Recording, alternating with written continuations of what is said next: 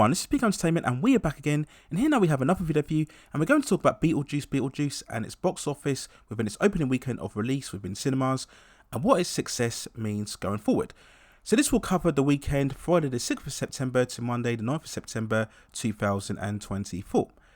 So the sequel to the cult 80s horror comedy, in many ways I still feel exceeded expectations. When we look at its performance within US cinemas, it easily claimed the #1 position with a massive $110 million opening weekend. Internationally, it grossed a lot less, with $35 million, leaving the movie with a global tally of around $145 million worldwide. So what do these numbers mean then going forward? Well, I'll still maintain again that I think it's a surprising success, given that whilst the original 1989 movie is well beloved amongst a certain generation of fans, it wasn't a massive blockbuster on release and was much more of a cult favourite. And when you actually watch the movie in terms of the story, it seemingly was very much a one and done. Now yes, of course, it's another sequel, nostalgia, bait, cash grab, which I'll talk about more in a minute. So I would have expected some success, maybe an opening of around $50 to $60 million within US markets, but definitely not 110 million. So Warner Brothers will be very pleased, and it represents another big hit sequel for them within 2024, following the likes of Dune Part 2 and also Godzilla x Kong: A New Empire.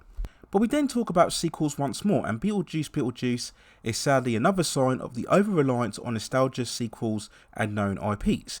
Now I've covered this previously before in a separate video, and I'll leave the link in the description, but I believe the success of this film is yet another sign of the times and the ongoing lack of original films being able to make it big at the box office.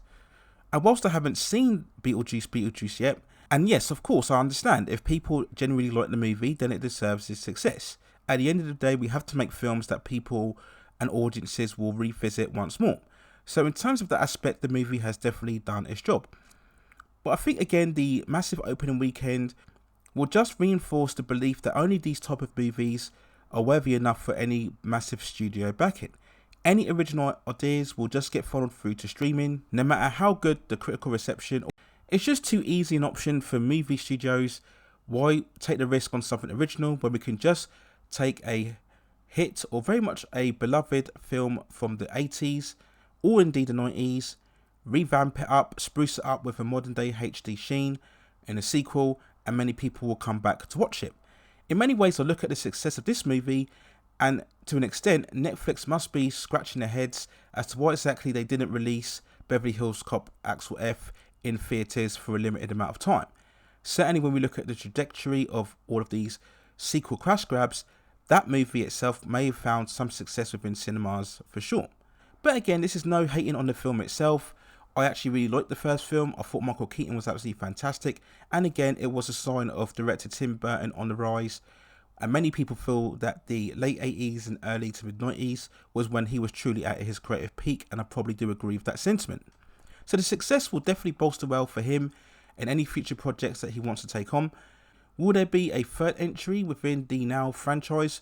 Well, I think let's wait and see what happens in terms of his overall performance. For now, I don't believe there's any real big competition to rival this film until the release of Joker. And whilst it has done big numbers in the US, the overseas numbers haven't been that strong.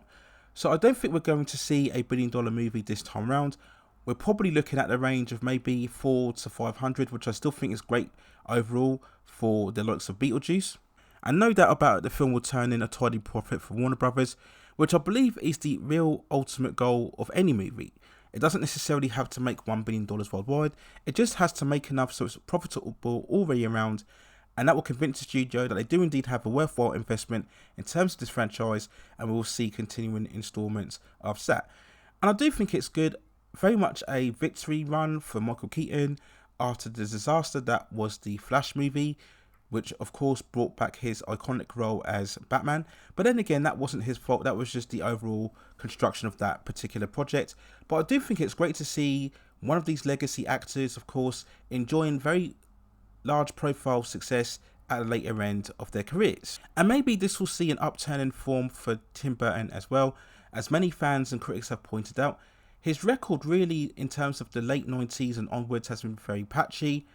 He's had sporadic successes here or there, but none of his output really has shown any real quality as what it did when he was really on the rise, as I mentioned before, in the early to mid 90s. So overall, a big success then for Beetlejuice. Again, not hating on the movie itself, but I do feel, again, it's a sign of where we are now. Sequels have always been around, of course, I understand that, but 2024, when you look at all of the top films, the highest grossing movies throughout this year, I do think it's something of a disappointment that no real new original idea has come anywhere close to matching the top 10 highest grossing films around so far. And I really can't see that going forward for the rest of the year, and also maybe 2025, where again we're going to see more sequels as well as superhero films as well. So that's my overall thoughts and feelings on the opening box office weekend of Beetlejuice. Let me know what you think in the comments below. And if you have any further movies, television series, or any other topics within the pop entertainment and culture scene that you'd like to see me cover within the channel, also let me know in the comments, and I will see if I can provide further content for you on that subject matter within the future. Please consider hitting like the subscription and notification buttons so I can provide you with more high quality content like this in the future. But that's it for now. Take care of yourselves, and I will see you very, very soon.